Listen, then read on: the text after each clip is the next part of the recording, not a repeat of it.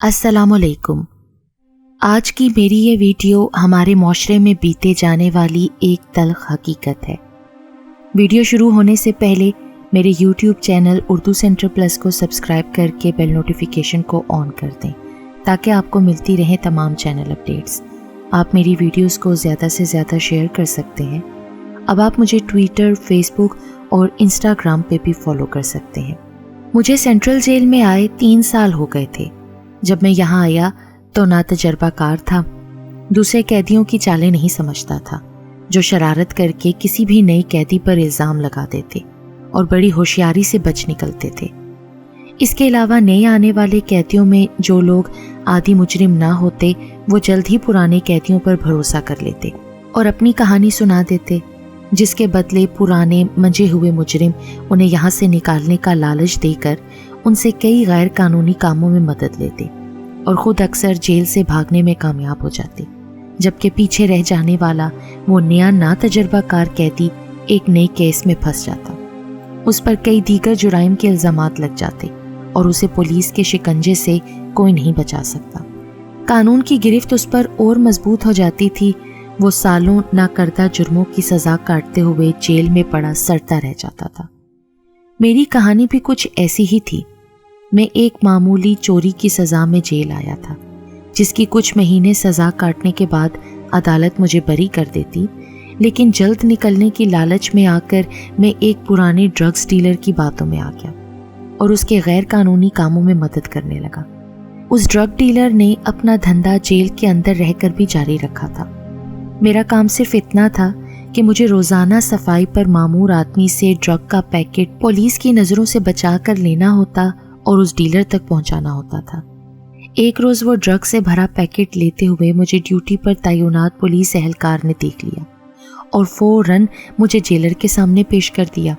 मैंने उस डीलर से वादा किया था, चाहे कुछ भी हो जाए मैं अपना मुंह नहीं खोलूंगा, बस वो मुझे यहाँ से जल्दी भगाए। अपनी बात पर कायम रहते हुए मैंने पुलिस वालों को कुछ न बताया और चित्रोल भी अच्छी खासी हो गई, लेकिन मैं फिर भी पुरसुकून था कि यहाँ से जल्द ही भाग जाऊंगा। अदालत ने मेरी सज़ा में मज़ीद इजाफा करके मुझे वापस जेल भेज दिया। जब मैं दोबारा उस कोठरी में पहुंचा तो एक अलग ही कहानी सुनने को मिली। वो ड्रग डीलर 3 एहलकारों को जख्मी करके रातों रात भाग चुका था। अब मेरे पास पछतावे के सिवा कुछ नहीं रहा था और मैं जो कुछ महीनों बाद रिहाई का सोचे बैठा था, आज 3 साल से जेल में पड़ा हूँ। इस वाक़ये के बाद मैंने सबक हासिल किया और अपने बाद आने वालों के चेहरे पढ़ने की कोशिश करता। ऐसे में जो बेगुनाह और नए मुजरिम आते, मैं उनके पास पहुंच जाता, उनका एतमाद हासिल करके उनकी जुर्म पर मबनी दास्तान सुनता और नए मुजरिमों को पुराने घाक किस्म के जुराइम पेशा अफराद से बाखबर रखते हुए एहतियात करने की तलकीन करता। इन 3 सालों ने मुझ पर गहरा असर डाला और मैंने सच्चे दिल से दिन रात तौबा की और कई बेगुनाह जो बदकिस्मती से जेल तक पहुंच जाते थे उनकी बेहतर रहनुमाई करता रहा। आतिफ भी उन्हीं नए कैदियों में शामिल था। वो खुश शक्ल और कम उम्र नौजवान था। जब से आया था एक तरफ बैठा आंसू बहा रहा था, ना किसी से बात करता, ना ही किसी को अपने करीब बैठने देता। शायद जुर्म के बाद वो पछतावे की अनदेखी आग में जल रहा था। उसे आए आज 3रा दिन हो गया था। अब तक वो एक वक्त से ज्यादा खाना नहीं खा रहा था। आखिरकार मुझे उसके हाल पर रहम आ गया और आज दोपहर अपने खाने के साथ उसका खाना भी टलवा लिया। खाना उसके सामने रखकर मैं कदरे फासले पर बैठ गया और अपना खाना खाने लगा, जो कि पतली दाल और 2 ठंडी रोटियों से ज्यादा कुछ नहीं था। आतिफ ने एक नज़र मुझे देखा और खाने को परे धकेल दिया, यानी वो अभी मजीद भूखा रहना चाहता था। मियाँ जी, पेट से काहे की दुश्मनी? अगर खाओगे नहीं तो इन आहानी सलाखों के पीछे से निकलने की तदबीर कैसे करोगे? मेरे ऐसा कहने पर उसके लब फड़फड़ाए और धीमी आवाज़ सुनाई दी। मुझे अब वैसे भी यहाँ से निकलने की उम्मीद नहीं है, क्योंकि मुझे उम्र कैद की सज़ा सुना दी गई है। अब यही सलाखें मेरा नसीब हैं और मैं अपने अपने नसीब को कबूल कर चुका हूँ। उसने कदरे सख्त लहजे में जवाब दिया। अगर तुम अपने नसीब का लिखा कबूल कर चुके हो और इस कैद खाने में खुश हो तो ये रोक काहे को लगाए बैठे हो और दिन रात रो रो कर अपने लिए अजियत पैदा कर ली है? मेरी मानो तो अपना दुख बयान करो اور اس جرم کے بوجھ سے کچھ چھٹکارا حاصل کروں۔ میں نے خاص اسے پچکارتے ہوئے کہا تو وہ کچھ سوچتے ہوئے اپنی کہانی سنانے لگا، جسے سننے کے لیے میرے ساتھ دیگر قیدی بھی شامل ہو گئے۔ میرا تعلق پنجاب کے ایک نواحی علاقے سے ہے۔ 5 بہنوں کا اکلوتا بھائی ہونے کی وجہ سے بہت لاڈلا اور نازو پلا بچہ تھا۔ باپ کا سایہ جلدی اٹھتے ہی ماں نے اپنی ممتا کی آغوش میں لے لیا اور بہنوں سے زیادہ اکلوتے بیٹے کے لاڈ اٹھائے۔ گھر میں پیسے کی زیادہ ریل پیل نہ تھی، مشکل سے گزر بسر ہو رہی تھی۔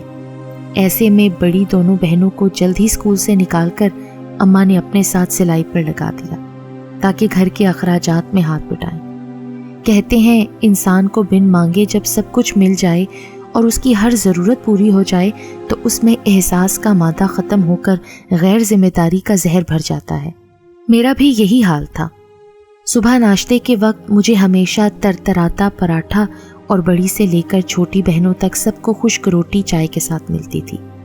قریبی سرکاری کالج سے امتحان پاس کرنے کے بعد ماں اور بہنوں نے مجھے لاہور شہر یونیورسٹی میں پڑھنے کے لیے بھیج دیا۔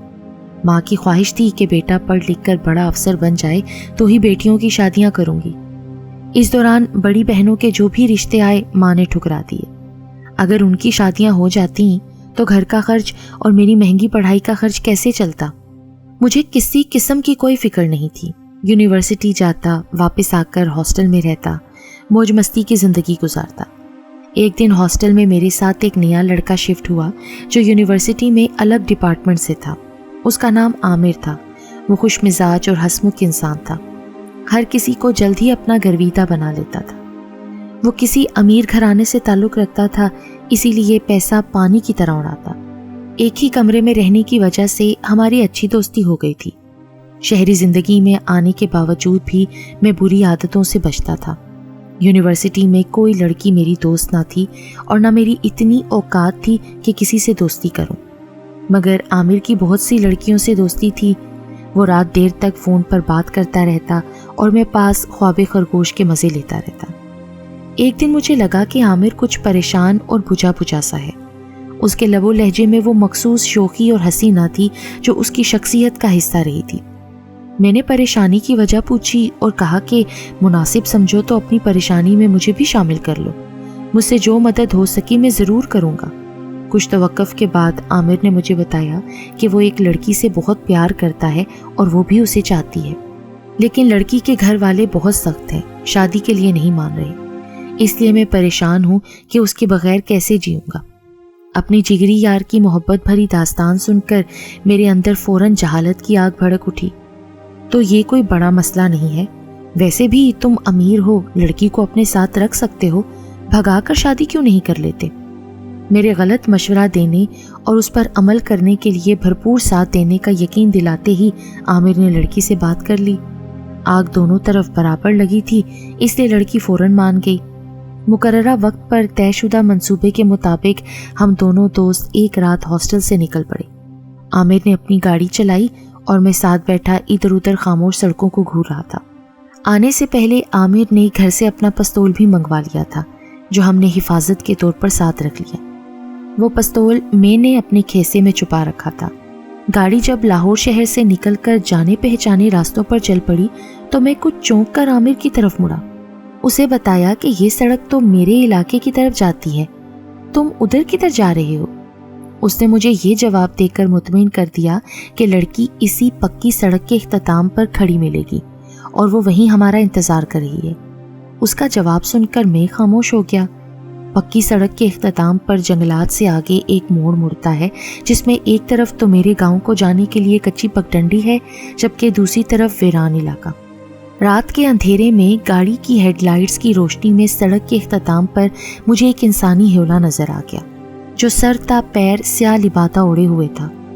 نہ جانے کیوں میرا دل کسی خطرے کے پیش نظر بے چین ہو گیا اور طبیعت پر الگ سی بے سکونی چھا گئی تھی۔ اس انسان نما ہیولے کے قریب پہنچتے ہی عامر نے گاڑی کو بریک لگائی جبکہ اس انسان نے اپنے چہرے سے نقاب سرکا دیا۔ مارے تجسس کے میں لڑکی کے چہرے پہ ہی نظریں جمائے ہوئے تھا، لیکن نقاب الٹتے ہی میں نے ہلکی روشنی میں بھی اسے پہچان لیا۔ مجھے محسوس ہوا جیسے کہ یہ زمین آسمان میری نظروں کے سامنے گھوم گئے ہوں۔ عامر اب گاڑی سے نکل کر لڑکی کی طرف بڑھ چکا تھا اور شاید اسے حوصلہ دینا چاہتا تھا۔ لڑکی کی نظر اب تک مجھ پر نہیں پڑی تھی اور میں وہیں بیٹھا اپنی چھوٹی بہن رانی کو دیکھ رہا تھا جو رات کے اس پہر گھر سے بھاگ کر اپنے عاشق کے ساتھ فرار ہو رہی تھی۔ اس لمحے میرے اندر کے شیطان نے انگڑائی لی اور میری سوئی ہوئی غیرت کو جگا دیا۔ میرا ہاتھ فوراً اپنے کرتے کے کھیسے میں محفوظ پستول کی جانب بڑھا اور کچھ بھی سوچے سمجھے بغیر میں نے پستول نکال کر 2 گولیاں عامر پر چلا دیں۔ فضا میں گولی کی آواز گونجی اور گہری خاموشی چھا گئی، جبکہ قریب سے نشانہ لینے کی وجہ سے عامر زمین پر گر کر ڈھیر ہو گیا۔ دونوں گولیاں اس کے سینے میں اتر چکی تھیں۔ اس سارے منظر میں رانی پھٹی پھٹی آنکھوں سے دیکھتی رہ گئی۔ میں غضبناک تیور لیے اس کی طرف بڑھنے لگا۔ اپنے سامنے سگے بھائی کو دیکھ کر وہ حیران ضرور ہوئی لیکن خوفزدہ نہیں تھی۔ ساری زندگی تم ہماری خوشیاں نگلتے آئے ہو اور آج محبت بھی چھین لی؟ اس کے لبوں سے لفظ مکمل ادا نہ ہوئے تھے کہ میں نے اس پر بھی پستول تان لی۔ اس زندگی سے بہتر ہے کہ موت ہی آ جائے، لیکن جاتے جاتے ایک بات ضرور کہوں گی کہ تمہیں افسر بناتے بناتے 2 بہنیں بڑھاپے کی دہلیز پر پہنچنے کو ہیں۔ اب میرا بھی یہی انجام ہونے والا تھا، لیکن جانتے ہو مجھے عامر کے ساتھ اماں نے رضامندی سے بھیجا ہے، ورنہ کہاں سے لاتی وہ اتنا مہنگا جہیز اور ہماری شادیوں کے اخراجات؟ جو بھی ہم کماتی ہیں وہ تو تمہاری مہنگی پڑھائی پر لگ جاتا ہے۔ تمہاری غیرت اس بات پر تو جاگ گئی کہ بہن کسی کے ساتھ بھاگ رہی ہے۔ جب بہنوں کا کمایا کھاتے تھے اور ان کی خوشیوں پر سانپ بن کر بیٹھ گئے تھے، تب کہاں چلا گیا تھا تمہارے اندر کا غیرت مند مرد؟ رانی کے سوالات کا میرے پاس حقیقتاً کوئی جواب نہیں تھا۔ میرا ہاتھ ایک دم سے نیچے گر گیا۔ البتہ گولی چلنے کی آواز سن کر ہمارے علاقے کے کچھ لوگ دوڑ آئے۔ رانی نے سب کچھ سچ سچ بتا دیا اور اس طرح لوگوں نے مجھے پولیس کے حوالے کر دیا۔ میرے جیسے شخص کا یہی انجام ہونا چاہیے تھا۔ اگر میں چاہتا تو پڑھائی کے ساتھ بھی کوئی چھوٹا موٹا کام کر کے بہنوں کا ہاتھ بٹا سکتا تھا۔ اس طرح ان کے گھر بھی جلدی بس جاتے اور میرا مستقبل بھی تباہ ہونے سے بچ سکتا تھا۔ عاطف اپنی کہانی سنانے کے بعد پرسکون ہو کر ایک طرف لیٹ گیا تھا، جبکہ میں اب بھی اسی سوچ میں مبتلا تھا کہ مرد کی غیرت اس وقت کیوں نہیں جاگتی جب عورت کے کئی جائز حقوق سلب کر لیے جاتے ہیں۔ یہ سچ ہے کہ مجبوریاں انسان سے وہ کام بھی کروا لیتی ہیں جو شاید عام حالات میں کرنے کا وہ تصور بھی نہ کر سکے، جیسا کہ عاطف کی بہن نے کیا تھا، مگر اکثر عاطف جیسے بھائی کی جھوٹی غیرت سب برباد کر دیتی ہے۔